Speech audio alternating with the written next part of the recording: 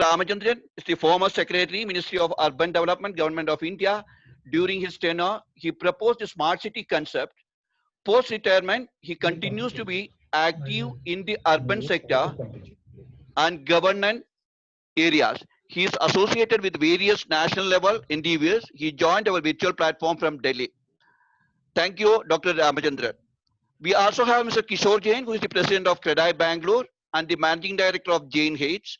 His extensive experience and impeccable reputation have made him one of the thought leaders in the real estate sector. We also happy to have Mr. Naresh Narasimhan, who is the managing director of Venkatraman Associates. Venkatraman Associates, founded in 1969, is one of the country's leading architecture and urban design firms based in Bangalore and Pune.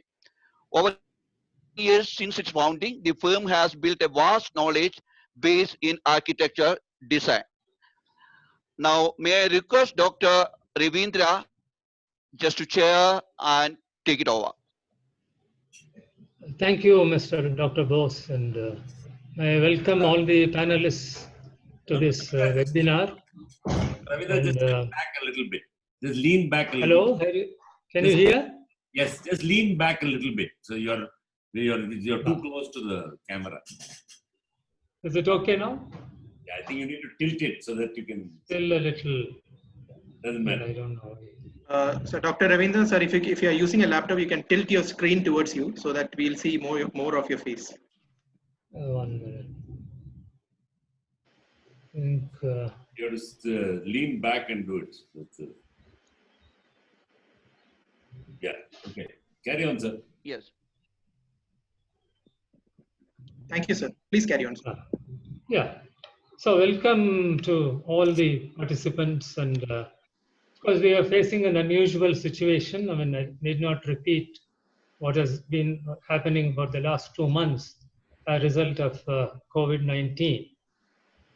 I think COVID-19 has been essentially an urban phenomenon. If you look at the whole world, even in India, more than 75% cases have been happening in the 35 urban agglomerations and 65% in just the top 13 metros. And the effect of COVID-19 on the cities is immense and widespread. Basically, I see there are two effects of this COVID-19 on the cities. One is on the aspect of health itself. What is, as a result of COVID-19, the disease, its spread, etc., a lot of people getting affected and some deaths and so on. That is one aspect on the health side and on the technical side. The other is on, as a result of the lockdown, what is happening to our economy, to the social life. So many things are changing. And so overall, it now leads us to do some rethinking on the question of urban planning and governance. So in my view, I think there are 4 important aspects relating to the effect of COVID on cities as a whole. Number one, I would say that the most important factor that has emerged is the question of public health. Of course, as we know, local governments are essentially concerned with public health, but we all know that it has not been a priority to the local governments. But now I think the focus has to be on prevention, where the municipalities, the corporations, etc., have to play a very important role. Now, if you look at the effects of on public health, interestingly, number one, you find that there is a reduction in pollution because, of course, I mean, there's empty streets and so on till very recently. I think we found in almost all cities, there is a reduction of pollutions, which leads us to the factor that how important is the question of the quality of air and quality of water and so on. So, but it has also come out that, you know, the much of this has happened, the effect of COVID-19 is because of the loss of greenery and wildlife in and around cities. And a lot of infections have taken place mainly because we have lost much of nature. And therefore, nature has its own effect on public health. That is one. The second aspect relates to the rethinking on, let us look at, for instance, the urban economy. What has happened to the urban economy as a result is that I think the most glaring aspect that we witness is the question of migrant workers leaving the cities and going off, which has had a tremendous impact on the, not only on the economy, but it may be on construction, it may be on industry, it may be a variety of services that which they have been rendering. And this very spectacle of these migrant workers, moving the long march is a kind of an exodus. So I think this should make us sit up and think about why this has happened. People who have been serving the cities for whatever reason, I think one need not go into that aspect. But the consequence of that is it leads us to the question of how these workers have been treated all these years, the question of urban poverty, the question of livelihoods. So what should be our thinking about this urban economy? I think we should now depart more from merely land use planning. We have been concerned with land use planning, buildings, architecture, so on and so forth, and shift our focus to the issue of urban economy, urban society, the migrant workers. And so I think this is one very important aspect that comes out. Similarly, question of employment. And secondly, of course, the important aspect of the effect on governance. So now I think there is also a need for a shift in the priorities that the local government should look at. So number one, as I said, they have to look at the question of public health more seriously. And what role they have to play on in question of a local economy. I think the Prime Minister in one of his speeches on COVID mentioned the word local. And we have also seen the local government has taken a very active part in the actual implementation of the guidelines of COVID. In fact, most of them, I think all the municipalities, all city corporations are busy only with COVID-19 now. So, so once this is passed, after a few months or after a year, what should be the focus of the local government? How much on public health, how much on poverty issues, on issues relating to the quality of life in cities? I think that is very important. That is one. So I would like to just raise a couple of questions because of the limited time, and I do hope the other speakers will answer questions. Number one, I would say we need to do a rethinking on the nature of urbanization itself. What should be the urbanization policy? So the policy issues in future, especially keeping in mind the question of migration, whether there should be a new migration policy, because it's going to affect the cities. I mean, migrants come to the cities in search of work, in search of better facilities, etc. That leads me to the next point, especially about the impact on housing. That's where I think the speakers need to dwell something on it. The importance of housing, shelter to the poorer classes, to the migrant class. If you find the conditions and surroundings in which they live, what should be should there be a new housing policy at all? So we have been speaking about affordable housing, but that's not a reality in the true sense of the term. Can we think of a new policy whereby when workers come in, they can be provided some immediate shelter? It may be pretty ordinary cheap, but at the same time, they need neat and clean surroundings, even if it is a one-room apartment or so. So what should be the approach, let us say, to rental housing? Can we have some rental housing wherein migrants or the poorer people coming in can be accommodated? That is one important aspect that I would like to say, especially the construction industry, which perhaps is affected quite a lot, should think about this. What should be a policy towards towards housing and towards these weaker sections. And of course, the other question is on the question of on the issue of the transportation. The transportation, now that we are speaking about all this social distancing and so on and so forth. One aspect that has come to light is that how the quality of life that is in the environment improves in the absence of less vehicles. Let us say, if it is not total absence of vehicles, we are not speaking of absence of vehicles. Can we have a policy which we have been talking about for long, where we really move towards more non-motorized transport? We give more importance to pedestrianization, to cycling. So these aspects need to be discussed further. So the whole aspect of managing the urban space, I would say, has come into question because of this. So finally, of course, the importance of the use of technology. Of course, a lot of technology is being used now, but because of the change of lifestyles that may come about, the change in work styles, remote working, work from home, and so on. Is there going to be an impact on that? Will people take to our big offices, etc., adopt more and more of work to housing? What will be its impact on transportation? And can we think of moving towards new directions? So I'll stop here because I think the main speakers have to come in, and later during the discussion part, maybe we can exchange more thoughts. Thank you.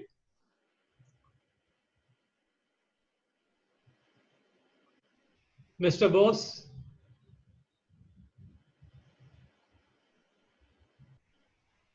Mr. Bose, can you take over? Dr. Ramachandran will be the next presenter. He'll be making the next presentation. Pardon? Dr. Ramachandran will be. Yeah, please, Dr. Ramachandran, please go ahead. Thank you, Dr. Ravindra, and thank you, Mr. Bose. My request is please stick to the time so that everyone, since the whole entire, have only 1.5 hours. Thank you. Please go ahead. What is my time slot?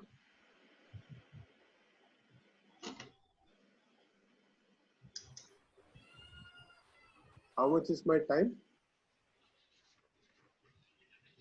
Sir, 15 to 20 minutes. 15 minutes. Okay, thank you for that. So, since we are starting off with urban planning, I'll just make a brief historical reference also here.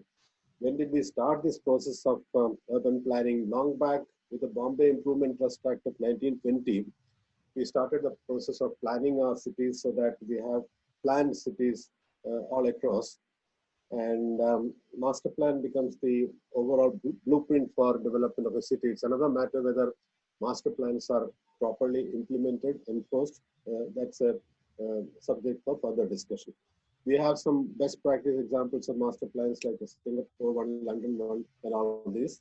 And if we can look at a figure, we have something like 7,933 cities and towns, including the census towns, which technically are not notified urban areas. Against this number, we have master plans for 2,100 cities and towns only. So even in terms of preparing the master plans, it's a long journey we have to cover. So you can imagine at this pace and rate, when will we have master plans for all our cities and towns?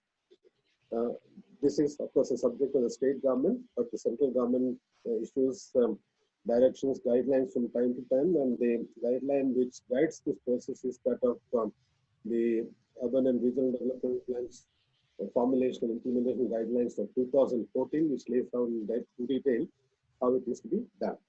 When the 74th Constitution Amendment was, when it came into force in June 93, it provided for constitution of municipalities and functions to be assigned to local bodies by the state governments. And in that list of 18 subjects to be given to the urban local bodies, the first one is urban planning, including town planning.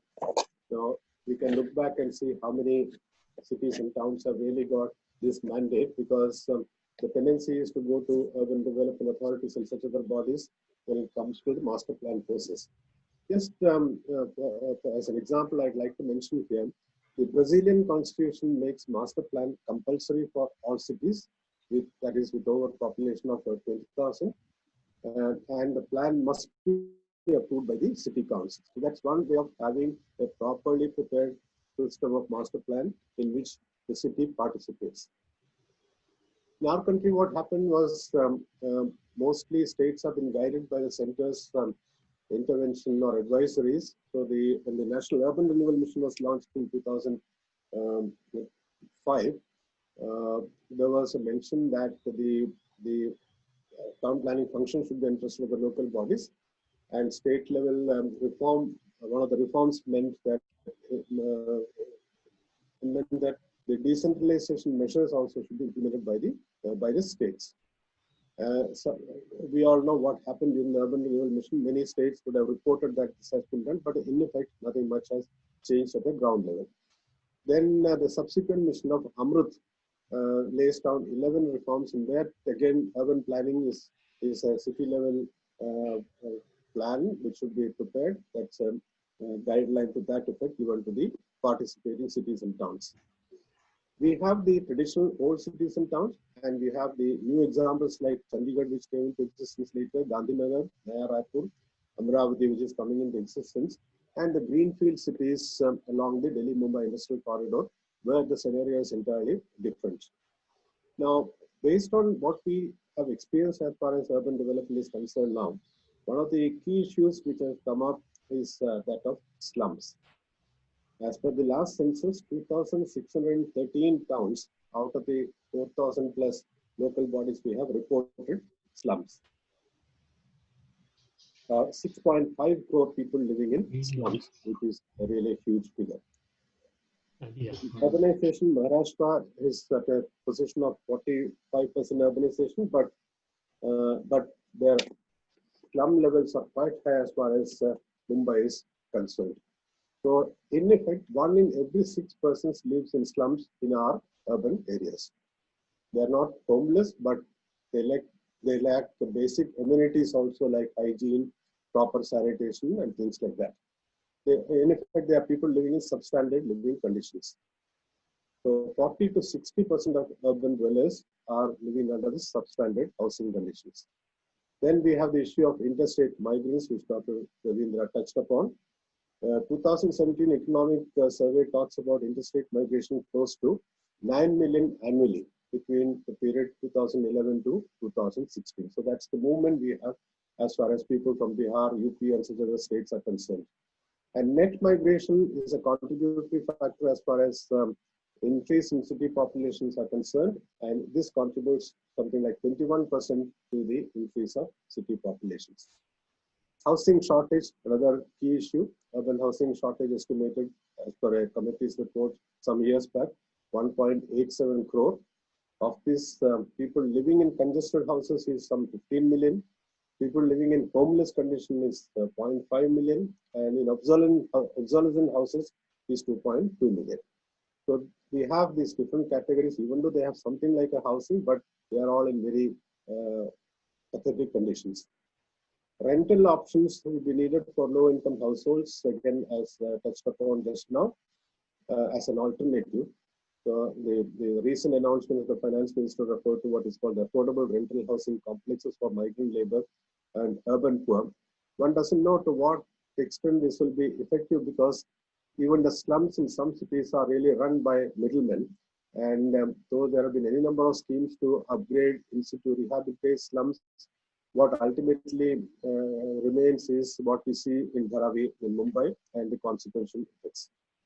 Town planning scheme in Gujarat earmarks up to 10% of undeveloped land for housing the socially and economically weaker sections, and probably that's one of the most progressive measures we have as far as providing for housing is concerned. Infrastructure deficiencies, that's another key problem as far as cities are concerned. Every household is yet to have access to a tap with assured supply of water and a sewage connection. Of course, Swachh Bharat mission saw to it that large number of toilets were constructed, and many cities at least became open defecation free. That's a positive development. When we look at the municipal structure, we have something like something close to 85,000 wards under the different local bodies. And as far as waste collection is concerned, it is reported 100% door-to-door collection has been brought into effect in some 72,000 plus wards. So if that is really happening, that's a very positive development. In the context of the coronavirus, as noticed, we saw more of it happening in big cities. A couple of days back, 70% was from the top 10 cities, and 50% of the total cases were from Delhi, Mumbai, Pune, Ahmedabad, and Chennai, and 10% in the national capital, Delhi itself. One of the problems of our cities in situations like this is that of density. Mumbai has a density of 29,650 per square kilometer, and we could look at a figure internationally. Tokyo has 4,700 only, New York has 2,000, and Kolkata has something like 23,900. So our big cities are very dense also, that also add to the seriousness of the problem. And slums in India are mostly in the very large cities, naturally, because that's where people come for earning a living. In some 46 cities, which are million plus population cities, they account for 38% of the total slum households. Another issue as far as cities are concerned is that of poverty ratio, which is according to one figure which is available, some 26% of the total urban population. And there are further vulnerabilities like which are most conspicuous in slums, like percentage of women with anemia is very high, percentage of underweight children less than 3 years, that's an issue, percentage of stunted children is very high, and percentage of children with acute respiratory infection also is high. And again, when it comes to access to water, 74% of the slum households have access to tap water. Now, when we take up the issue of governance, I think I mentioned something like 4,041 urban local bodies in our country. That's the number we are talking about. And these are divided into some 22 types of local bodies. A city corporation, town panchayat, municipal council, and the like. There are some 22 types of these. Traditionally, we all like to refer to tier 1 cities, tier 2 cities. Though there is no official definition of this tier city, what census does is it classifies cities into class 1 to class 6 according to population. Now, coming to the constitution amendment, I have mentioned some 18 functions to be totally assigned to the urban local bodies. There has to be a metropolitan planning committee for the big cities. Some states opted for having a directly elected mayor, but most of the states had to go back and make it an indirectly elected system. We do not have empowered mayors and empowered city councils. We like to rely on the development authorities and such other parastatals for a good number of activities. In some cities, there is an issue of multiplicity of authorities. Mumbai itself is run by some 17 agencies, and one doesn't know where the actual integration or coordination comes about. And this, we contrast with the situation like that of New York or London. In New York, the mayor is fully in charge. And again, when we go to the local body functions, when it comes to water, in many states, water is a subject assigned to a separate board at the state level or a separate department. And when it's a question of transport, there is no coordination body at the city level. And only in some cities, transport is a function assigned to the urban local body. Many others, if the state does something, that is what is available. We could look at the London example of transport for London, which manages travel demand and mobility. And that's why there is an organized arrangement for that city. Similarly, Singapore has the Land Transport Authority. Center has advised the states any number of times to have what is called a Unified Metropolitan Transport Authority for the cities. It has happened through legislation for Hyderabad and Chennai, and recently in Kerala also. The other cities like Mumbai, Bangalore, and all have gone for an executive arrangement. How functional it is and how it actually works in the area of bringing about improvements in urban mobility, that's again is a subject to be discussed. Some years back, the center had advised the states to go in for what is called service level benchmark for segments like water supply, sewage, solid-waste management, drainage, and the like, so that the city takes note of where does it stand and what needs to be improved further. Hardly any city does this on a continuing basis. Once or so, some studies undertaken, But this is an ideal opportunity for a local body to look at and tell its citizens or residents that this is where we stood and this is the improvement we have brought about. For example, again, to take an international example, in the UK, the National Economic Regulator for Water Utilities of VAT, it uses mandatory benchmarks and it has to, the utilities have to report to them and they publish the results. Moving on to a recent concept of smart cities, there is sufficient funds earmarked, but what exactly is happening in the name of smartness? One really has to experience at the city, and most cities seem to be struggling with taking up some projects and taking up some sort of implementation. Additional resources were supposed to be generated. Since it was thought that implementation would be better through a special purpose vehicle, special purpose vehicles were created for all these cities, but many of them still seem to be dropping in the dark. So there are some very good examples of command and control centers coming into existence in these cities, which have been put to full use during this crisis. So when we look at what urban local bodies, what is it that is missing?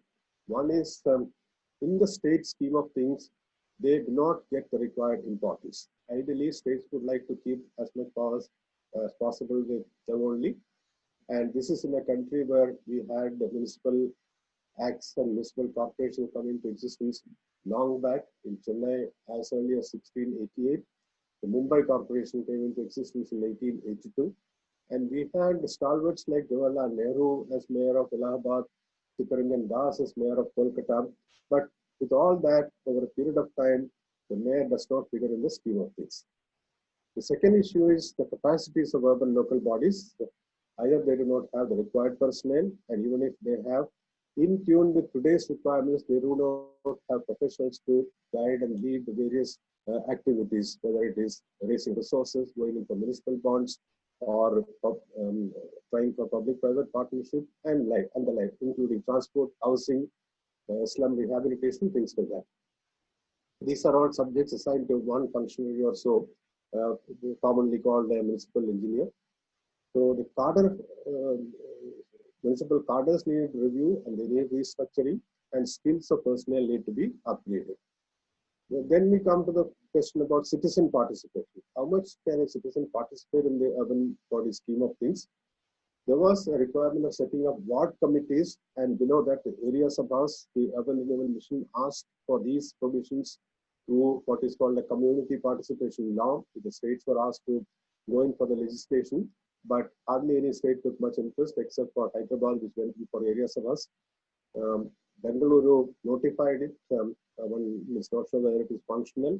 Mumbai also made a provision, but no state seems to be, or no local body seems to be keen to make these functional and have layers of administration and governance below that of the local body at ward level, that of the corporator or the councillor, and below that at the polling booth level, known as area sabha. Communication, the importance of communication has come about in all the scheme of things. In many places, what is lacking is proper communication between the local body and the people concerned, and that has led to various problems also. It's not that these points have not been looked into. The McKinsey report of 2010 highlighted all these issues and made various recommendations. We had a high power expert committee which also gave recommendations. The Administrative Reforms Commission, the different finance commissions, and the working group on capacity building, all these have highlighted most of these issues and asked for changes to be brought about, but nothing much seems to have happened at the state level. When it comes to disaster preparedness, the Disaster Management Act requires every local body to prepare a disaster management plan, and all their employees have to be trained and resources have to be kept ready. Again, once we are through this crisis, we need to look into whether the local bodies did really prepare for this, and if they have plans in position, were all their personnel properly trained. If they were properly trained, the problems which we see in cities like Mumbai probably would have been reduced to a large extent. Now, what are the governance issues? Dr. Ravindra referred to urbanization. I always like to emphasize this point. At the state level, there is no urbanization strategy which is visible. Karnataka made an effort under his leadership at one time, but no state really seems to be keen to have a proper strategy so that these are the areas we develop, these are the facilities we should be providing, and that would have taken care of problems like that of migrant labor, slum dwellers, and things like that, if there was a consistent effort in that direction. As I said, governments work through development authorities in such parastatals. MMRDA is a classic example. And then when it comes to resources at the level of the local body, they do not have recourse to enough resources. They cannot tax much, they cannot borrow much. The 12th Finance Commission found that total financial resources generated by urban local bodies in early 2000 was something like 0.63% of the GDP. That's all our local bodies generate. There is no credit rating of city bodies. Not many local bodies have been able to come out with municipal bonds. And as I said, they cannot borrow also. So there are basic issues. Even if local bodies are interested in more tasks, can they really perform the role they are expected to perform? And again, to go to another international example, in UK, the central government continues to fund most urban services. That is 70% comes from the central government for the city of London. That is the arrangement they have. South Africa also is a constitutional system whereby funds flow to the local bodies. We talk about cities as engines of growth. Now, if you look at nationally, if you look at what is the municipal government's expenditure level as percentage of GDP, in India it is 0.5%. Again, to take other examples, in Brazil it is 5%, South Africa it is 6%. So we are very low as far as spending is concerned. So what is the rethinking needed now? I'm not limiting it to the virus situation only. Going beyond that, if we are to have strong local bodies which can perform well, governance would be a key issue. If we cannot take the step of having empowered mayors and empowered councils, can we have a second look at the existing arrangement and slowly, steadily take up empowerment? I mean, there could be the mayor given certain powers and committees doing a better job, the commissioner accountable and responsible for certain functions. Continuing with that argument and what cities like Mumbai is teaching us, I think our mega cities, at least, or cities with population of either 4 million and above or if possible 1 million and above, need to have an entirely different system of governance. The traditional system is not really serving the purpose, where you have large number of functionaries at some lesser level, and it's like a government system functioning. Gone are the days when cities could function like a government system where files are moved. So we have to have systems whereby governance is strengthened at that end, and a revised structure should come into existence, probably starting with megacities. Then we could think of traveling down to other levels also, and that's become very important. As far as slums are concerned, as highlighted by Mumbai, it is a big issue now. Housing for all, there is an agenda. One doesn't know whether Mumbai also has planned to meet the full target required under a program like Housing for All. We have no zero growth or negative growth cities, unlike in Europe. So our problems will continue to remain because people keep moving into cities and migration will happen and people will look for a source of living. So how do we address that issue? Can we find the type of plan required for housing for all these people? Or can we bring about improvements in the existing scheme of things? Another way of looking at local body governance is what UK has started. They have what is called combined authorities. They realize that one single local body cannot on its own function and compete. So a certain number of local bodies combine together under the legislative provision, and they work together so that the advantages are available to all participating cities and towns. Once again, the principle of subsidiarity, we keep talking about it. If that is followed, at least these 18 functions listed in the Constitution should go to the urban bodies and they should be allowed to perform and deliver. I mentioned about the area sabhas, which has become very important. If area sabhas or area units at least were functional today, at a population level of 1,000 voters, we would have had better information, better data available, the type of people living there, senior citizens who need help, differently able people who need different types of help, who need to be linked with doctors and such facilities, where to go for the essentials. All this information could have been made available at the local level, at the polling booth level. If an elected system was not possible, even if at least an area unit was set up, with a municipal functionary there coordinating, much better things would have happened, and the communication between the urban local body and the area members would have been much more effective and more participative. So we have to have this data generated at that level. We normally do not encourage having an urban utilities regulator, whether at a city level or subject wise. We need to have so that people's grievances can get addressed more effectively. Accountability and delivery, that becomes important. Some state local body ombudsman was recommended, and the second Administrative Reforms Commission talked about creation of 3-tier structure, town hall, ward committees, area committees. So we have all these recommendations in position.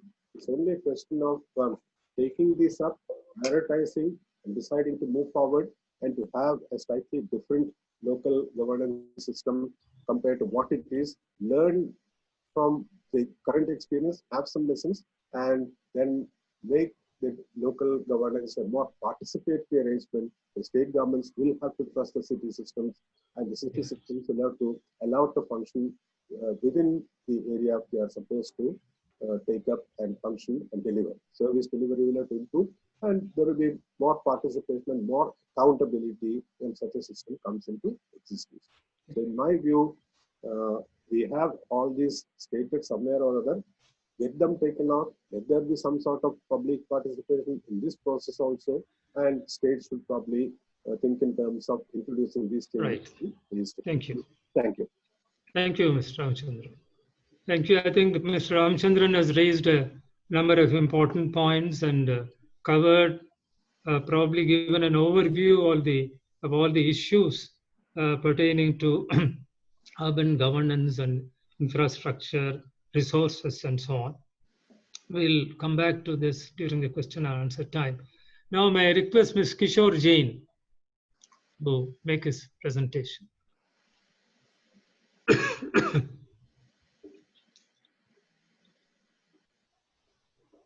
Good evening to all dignitaries. Thank you. Mr. Ramachandran has covered all the points very comprehensively and given a complete overview. Understanding the paucity of time, some of the points probably I'll not be repeating. So as we talk, the pandemic is increasing its impact on the global cities. If you see this pandemic, there is a trend, global trend. It has mostly been impacted only on the urban cities. So what leads, why the cities are being majorly affected by pandemic? Maybe it's a globalization, the cause can be globalization, can be a urbanization or a industrialization. So this asks, what should be done? What is that rethinking we have to do on the urban planning? First, going back to the history, the pandemic keeps on happening. The one I'll talk about is the Bangalore. I think during 19th century, a pandemic broke in Bangalore city, and that has compelled the urban planners to think what should be done for the urban planning. So at the time, the action which they have taken was, they have moved beyond those congested and unhygienic petas. They've gone in the north and developed layout like Baswantbudi and Jayanagar, in the north Malleshwaram, in the south Baswantbudi, and the east other layouts has been developed with a proper planning and with a clean sanitation process. And post that, there was a Spanish flu, and the Bangalore city was very successfully able to overcome, and the impact of the Spanish flu on Bangalore city was very, very less. So this tells us what is that as an urban planner or the city, what is our disaster preparedness level? Because the next pandemic probably will be in the next horizon. You may see in maybe next 10 years, another pandemic will be there or another epidemic will may grow. So what kind of preparedness level of urban planners are there? I think the first and foremost, the disaster preparedness should be there. A focus on disaster resilience in the process of urban planning forms a basic backbone structure for a resilient and safe city. This can be achieved by considering exposure, vulnerability, and hazards, slum development or the urban settlements development. In all urban development designs, master plan and development plans, maybe making land safe available for urban development, avoiding construction in the disaster-prone areas, leaving enough buffers and providing recreational risk-sensitive planning. In terms of land use planning and master plan, they should include some flexible areas designated as a reaction zone that can quickly be converted into a temporary hospital or a shelter or some sort of a distribution network. For example, like today in Bangalore, we are facing the migrant workers. To accommodate, we don't have a reaction zone. So although we are putting somewhere in the palace ground or some of the choultries and running here helter and skelter, and not able to have a response plan. So a disaster response plan is a must. I think after disaster response plan, the next point which I'll be touching upon is the urban settlement, the slum dwellers. I was being told that Bangalore has got some more than 1,800 slums. And there is not enough has been done for improving those slums. Slums are not a problem to any cities. It's rather it should be a treasure trove for cities to function very well. So what does a urban settlement requires? Probably the first and foremost can be a clean, accessible road, which can have a proper drainage facility, a clean water facility, proper sanitation facilities can be developed for them. And somewhere we need to make those all slums in a very sustainable manner, which will have a zero waste discharge, which requires zero energy. How we can make self-sustainable, that sanitation, the solid waste management, and treated water can be treated and can be reused for those urban settlements, and how we can provide a very health and environment friendly settlement that we need to really think. I think the point which I'll emphasize more on is the urban sanitation. In fact, in the urban sanitation in the country, it faces many challenges. Lack of adequate sanitation remains, it's a major cause of disease across all the developing countries. Particularly in India, around 60 million people in urban areas, they lack access to the improved sanitation arrangements. And more than 2/3 of wastewater is let out untreated into the environment, polluting land and the water bodies. To respond to those environmental and public health challenges, the urban planner will need to address the full cycle of sanitation, right from the access to the toilets, universal access to the toilets, with safe collection, conveyance, and treatment of solid waste. It should be a complete full cycle. It is important to ensure that the waste is safely collected and treated, no matter what the technologies or means or at each stage of the cycle. There has been considerable initiatives on those aspects, but as usual, the promises have been made, but nothing much has been done. Next point of mine will be the migrant labor. In fact, this pandemic has revealed the kind of migrant labor issues which we have faced. In fact, during partition, around 10 million people have walked, and during pandemic, we could say around 35 million people have walked across the country to reach back to their home. So what should be done for this migrant worker, and what does the migrant worker wants? I think the solution lies in giving them a affordable rental housing. And fortunately, the finance minister in the 10 days before, she has announced a scheme of affordable rental housing scheme. Under this scheme, the government suggested 3 options.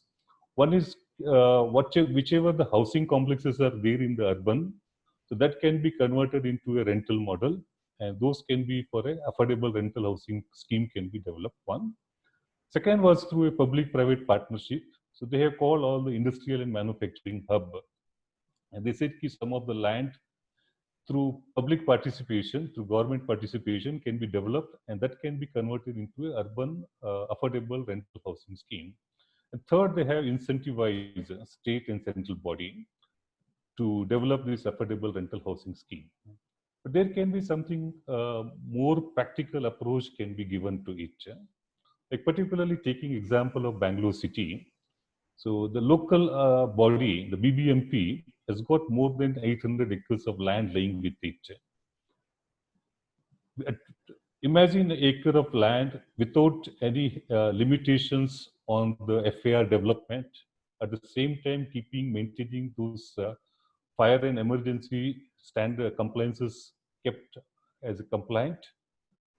And that way, if they can develop, for an example, an acre of land, if you can develop around 3.5 to 4 FAR, and that can be developed, and the same can be given to the migrant worker as a rental, by which he'll be able to get a quality home, second, a quality environment, and the same thing can be made as a sustainable one, which will have a zero discharge. Whatever discharge is there, it can be treated. Solid waste can be from waste, it can be turned into compost and can be converted into energy, and even a zero energy requirement, something on a sustainable model, self-sustainable model. Those kind of affordable rental housing scheme purely for the migrant workers can be developed. And the fund for that, we as a developer, whenever we start a project, 1% of the project cost, we deposit with the local body as a labor cess, which can be used for the labor development. And we have seen, particularly in Bangalore, today we are lying with a pool of 8,500 crores. The central government has got more than upward of 50,000 crore rupees lying with them. So resources are available. The BBMP land, part of it can be converted for this developing this housing scheme. The construction for the same, the money can be used through labor cess. And this will be purely for those migrant laborers, those construction workers. And some mechanism can be developed. What should be the reasonable rent and what should be the period, and those kind of operating mechanism can be developed. Another challenge which we have faced across the urban settlement across the globe, whatever you build, it can't be properly maintained. Maybe over a period of time that again convert again into a slum. So some sort of mechanism can be developed with the private partnership, how to maintain. In fact, the challenge of the government is in the maintenance.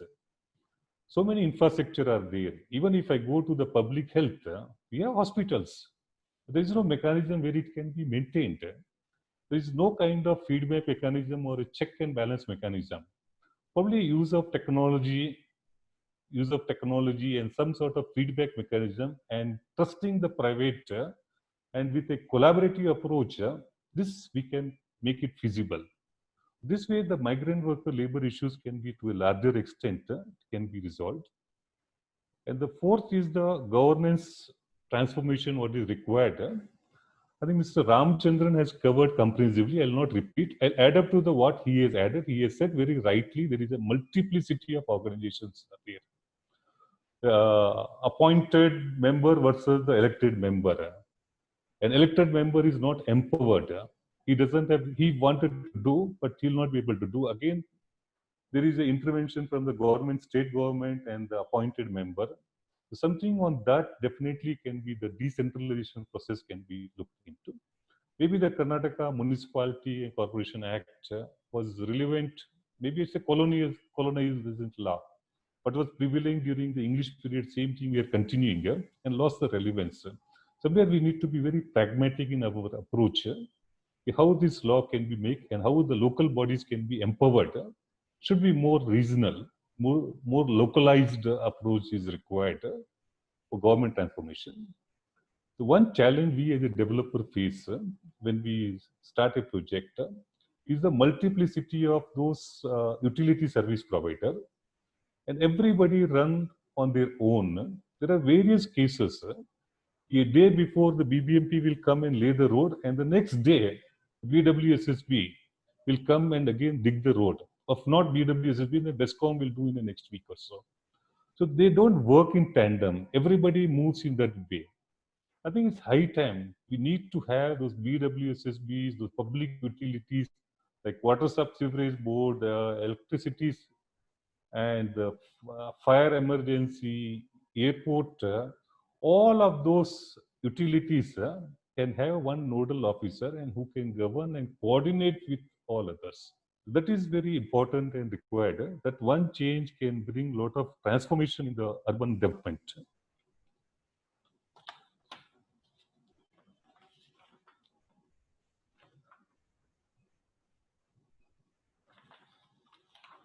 I think finally to add, as Mr. Ramchandran has pointed right, there are a lot of schemes are there and what we should do on the urban planning level. So we should make, we need to travel less. Those four aspects of infrastructure can be covered under urban planning, like physical infrastructure, social infrastructure, or institutional infrastructure, or economic infrastructure. I think the Western model is very, across Europe, the model is very clear and functioning very smoothly.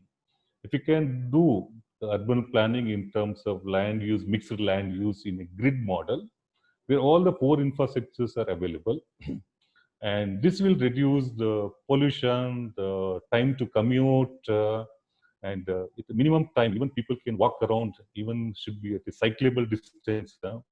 On those manners, urban planning can be re-looked into the whole thing. So I have this much. And finally, I would like to add up, India has got a history.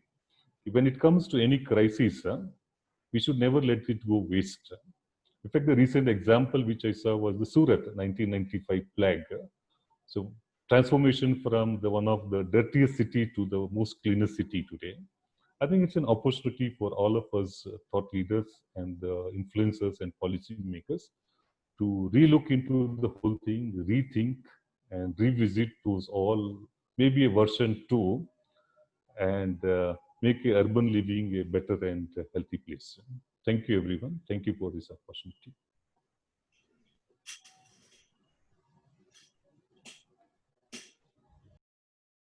Thanks, Mr. Kishore Jain, for your elaborate presentation.